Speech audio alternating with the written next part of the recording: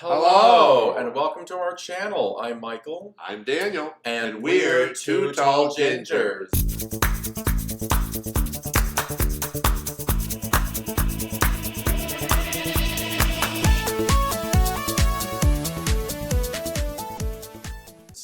So welcome. This is our first effort at a YouTube channel, and we wanted to make this video to introduce ourselves, let you all know what our channel is about. So introduce yourself, girl. I'm Michael, as I said at the top of the show. I just moved here in April from Indianapolis by way of Bloomington Normal, Illinois originally. It's where I grew up. Shout out. Hello. Hey, Bloomington Hey, Normal. home. Hey, home, where the McLean-Stevenson house is. That's right. The Stevensons are from Bloomington Normal. And ISU. And ISU, State Farm. I worked there for a while. Oh, yeah, that's right, too. So yeah, I met this guy in Chicago at the North Halstead Market Days. Hey, hey. Hey, hey. And yeah, we've been together, almost over 2 years now. Yeah. And yeah, like I said, I've been here in Boston since April, and huge fan of YouTube. We have a lot of favorite creators that we love. We do. And I mean, that's kind of why we're doing this. We've been influenced, inspired. Inspired, let's call it. By other influencers. For sure. And thought, well, why not? Why not? Know, that makes us a little older than some of these folks when they first started out. Because when we were the age that they were, when they first started this did not exist. We were still 20s. on like AOL dial-up, girl, yeah, right. and Netscape Navigator 1.0. Exactly. And like computers that had orange screens and shit. So like, please. But you know, YouTube really is a platform for everyone, no matter what your age or your orientation or whatever. Or your gender queerness. Yeah, it doesn't matter how you identify at all. But so we're definitely going to talk about LGBTQ stuff. Yes, so because we are LGBTQ, in case you didn't guess yet. We are two gay men. But our channel is about LGBTQ plus issues, life, culture. In Boston, any place else we might travel. Correct. Life in Boston in general. You can be looking for a segment that's going to come along in the future called Booze with the Boys. Cheers to the queers. So here's cheers, dears, to the queers. Spill the tears. Hopefully not. Hopefully not, but some nice Prosecco here. Oh, that's lovely. For the evening. But that's far in the future. Well, it's in the future. Yeah, it's in the future. It's in the future. Hopefully not. But we got to get this down a little better. Yeah, and so first we just have to address this thing so we've made a couple of practice videos, and until tonight, it hasn't, that I've been aware of, been happening quite this weirdly, but the screen is mirrored right now, yes, and it's so driving annoying. us both off the Bonkers. end. It's Yes. crazy. I hate it. Like, I want to point over here, but then I end up pointing over here. Yeah. Oh my god! Trying to like adjust things and whatever, and you're not doing the right side. The amount of time that it took to get no cords on this hoodie and the right amount of white on both sides. Oh my god! It was Circus very performers, complicated. practically. Yes, exactly. Turns out that we are performers in the damn circus of life. Of life. So aside from LGBTQ issues and culture and so forth, we are a mixed, what do you say? Mixed status couple, right? Yes, mixed status couple. We're a cirrus-status, non-convergent, I don't know what you call it. One of us is positive, one of us isn't. Exactly. So there you go. So, and, you know, there's a lot of gay couples in this same situation. But funny, it seems to be sort of, look at me, I can't put my, there we go. Sorry. Booze with the Boys was distracting because I couldn't put my glass down. My flute down as I wished.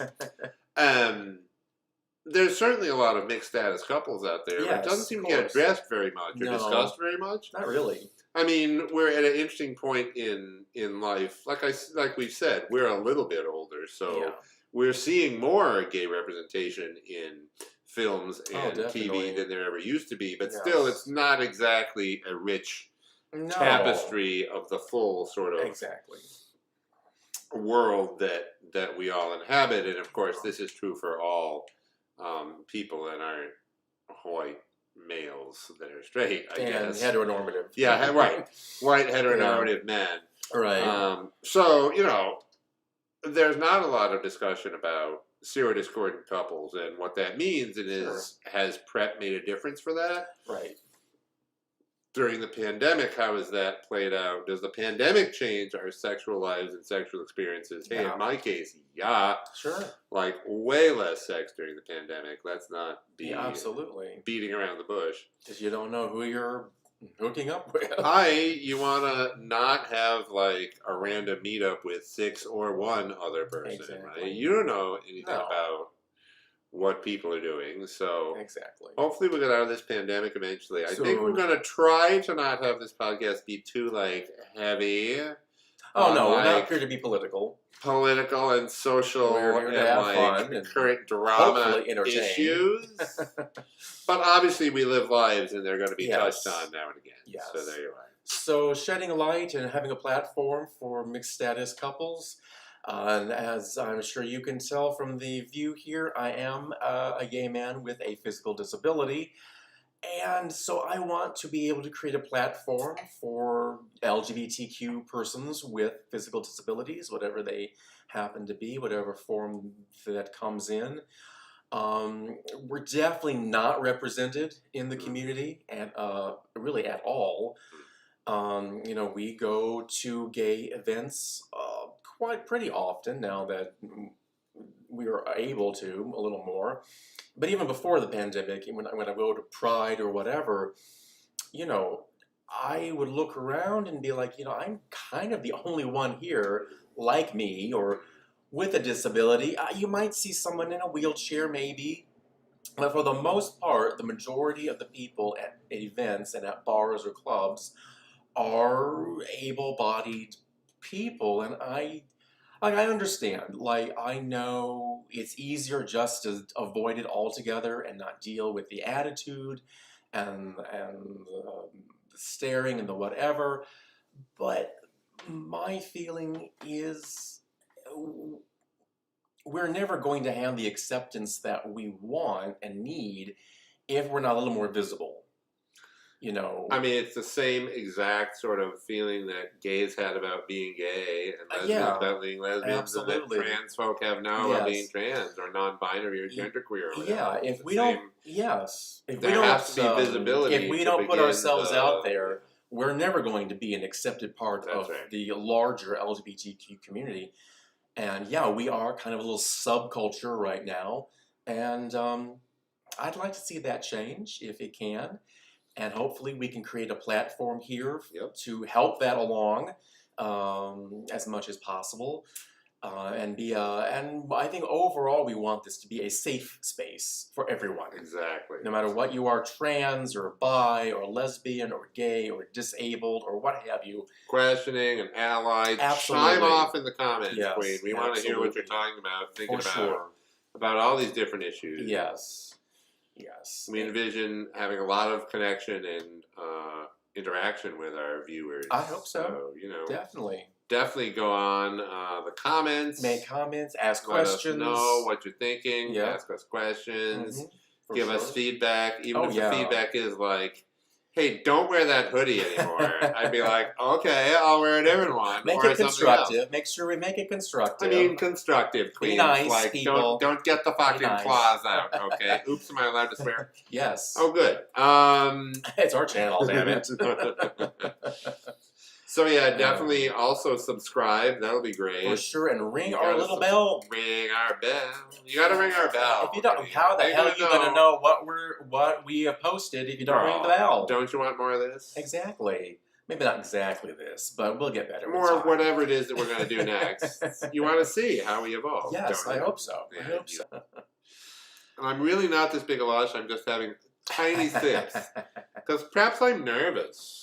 Maybe a little bit. We're not used to being in front of the camera. But let's be completely honest and transparent. We are big lushes. We love to drink. Oh, girl. We went through dry January, but you might notice it's still January and we're having booze. Listen, no. So, I mean... Dry January is kind of a loose term. It was dry-ish Drier January. It was right. a damp January. It was a damp January. Yes. From the beginning, the rule was that we could have booze if we went out. Sure. But nothing in the house. Yeah, and so then we sort of bent that a little, and now it's like... Now it's pretty bent. Like, how bent can something be before it breaks? Pretty curvy. Pretty curvy. But I mean, we've done pretty well. We've done pretty well. It was good to dry out a little bit. Yeah, it was. Comment down below if you tried dry January or dry January 2nd or dry January 3rd or whatever.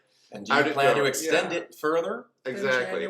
I think what it's allowed us to do, I think, is consider more carefully what a relationship with alcohol is. Yes. And whether or not various things that we were feeling like in November or December had a lot to do with booze or not.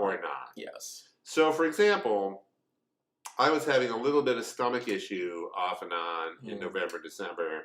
And in January, I can conclude that that is probably not related to whether I have booze or not. Because I have stomach issues whether I have booze or not. Okay, so good interesting. You know, good to know. Definitely.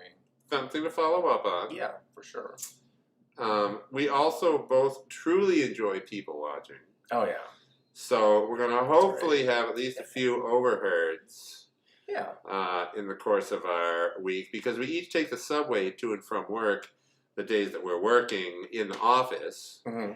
And, you know, it's amazing what you hear, what you see. Girl, if you live in a major city or take any you know what we're talking about. You know, girl, the bus diaries, the overheard New York. Goodness. You have to be a certain age. Taxis. You have to be a certain age to remember overheard New York too. But that was a website, overheard. I think it was overheardnewyork.com. Maybe it's still active. I don't know. I should really do some research on something before we start these podcasts, I guess. But, no, I had a good one today on the subway. I was changing at a transfer station from the orange to the red, and I'm walking to the next train, and the lady goes, what did she go? Something like, no way, no, I don't want Christina coming over anymore. I don't want to watch her touching her secret no-no place. Like, am I allowed to say a woman's secret no-no place on this? I don't want to watch her touching her pussy anymore. It's disgusting. I was like, okay, all right. So off I walk past the lady down the platform because she's thankfully way at one end, and there's plenty of room to go so that I can be away from COVID people and also away from crazy on the phone. And then she's so loud, halfway down the platform, I hear her go, bye, Christina. Stop touching my pussy. Oh, Lord. This is all at 8 a.m. too, wasn't it? Yeah. And I'm like... What a way to start your day. I'm like, I am not turning around to double check. But I don't think anyone's touching your secret no-no place at Downtown Crossing Red Line Station. I don't think so. Right. So... Oh my! Is the phone the reality? It's very tough to say. I don't know. It was weird. It was quite strange. Goodness. Yeah, like you say, an interesting way to start the morning. No kidding. That was a morning. Wow. Mm-hmm. Well, was it last night? I was on my way home from work, and I got on the car of the train, and someone had music blaring out of the phone. My God. No earbuds, no nothing, just blaring right on the train. As I'm thinking, seriously? Queen, seriously? What makes anyone think that we want to hear your music? Girl, it's called headphones. Yes. Earbuds, headphones, Dr. Dre, Beats, I don't know, whatever the fuck it is. Right. Put something in your ears so that the rest of us don't hear it. Right. It doesn't matter what you listen to. I don't want to hear your Beethoven or your Bublé or your Bieber or your DMX. Whatever. I don't know. No. I don't want to hear any of that. We don't care. Leave it to yourself. I wouldn't do it. You wouldn't do it. It's none of my business what you...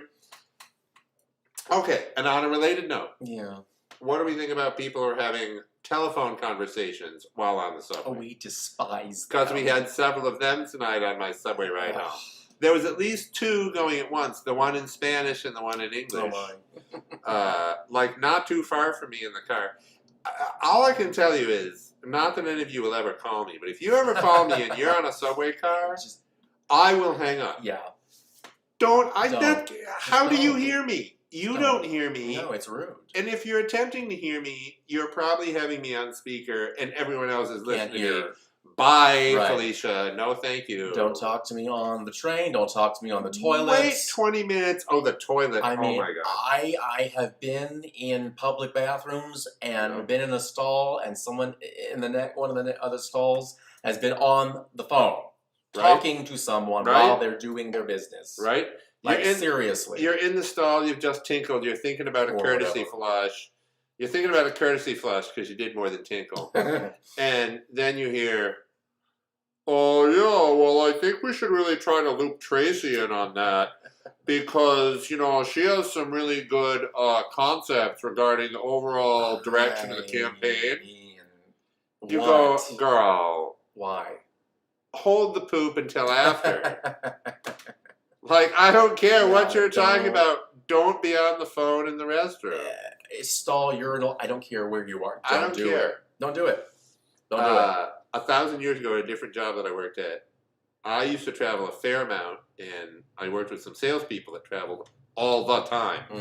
And I had a really good friend who worked in sort of a, I don't know how to describe what her job was. It really isn't relevant to the story, I guess. She worked in document control about a lot of information that flowed amongst us all, let's call it. And so she was on the phone. She was telling me the story about being on the phone with this sales guy who we all knew and got along with really well, and he was kind of a funny fellow. And she's talking to him. He was from Philadelphia. So she's talking to him, and he's talking about something, and she hears the automatic paper towel dispenser go. Oh, Lord. Maybe she heard the flush. I think the automatic paper towel dispenser. Oh, my. And she, being a very funny woman, was telling me this story. She's like, I couldn't hardly contain myself. I said, Jerry. He goes, yeah. And she goes, Jerry, are you using the facilities? At least she was polite about it. I guess you got a chuckle out of it. Anytime that I'm in that position where we're just talking about I hear someone obviously on the phone in the shitter, I just think, excuse me, are you using the facilities? Exactly. And why? And I want to yell it as loud as I can so that their coworkers will know, because they deserve to know. Oh, absolutely. Shame these people. Or I've literally done this at least once when I was pretty sure that somebody was on a call. I made sure to hit the automatic flush back behind you, just so that it would be loud, and their coworkers would not be like, obviously where they were. Their coworkers would not be like, that's a strange noise. Maybe Jerry's vacuuming. Yeah, maybe. Vacuuming. Sure. Vacuuming. Whoa, hello. Oh my. Hello. But yeah, no, and no talking on the phone in public places. No listening to music in public places, please. And can we just have while we're on public transportation, pet peeves? How about the people who, here's the door of the train, right? Yeah. They come in and they stand right here. Oh yeah, that happens all the time. Like, why do that? If your car is super crowded, maybe. If it's super crowded, maybe, but it's COVID time. The cars have not been super crowded like they have been occasionally. Yeah.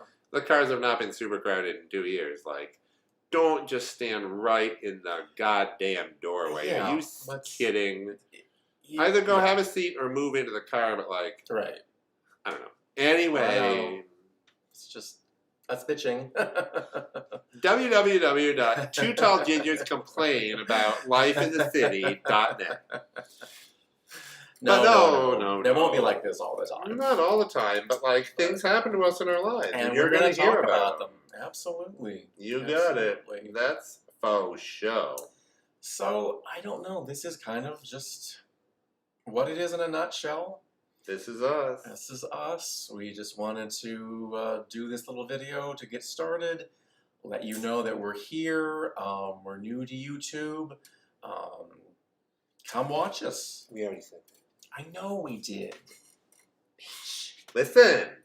See what I put up with? Oh.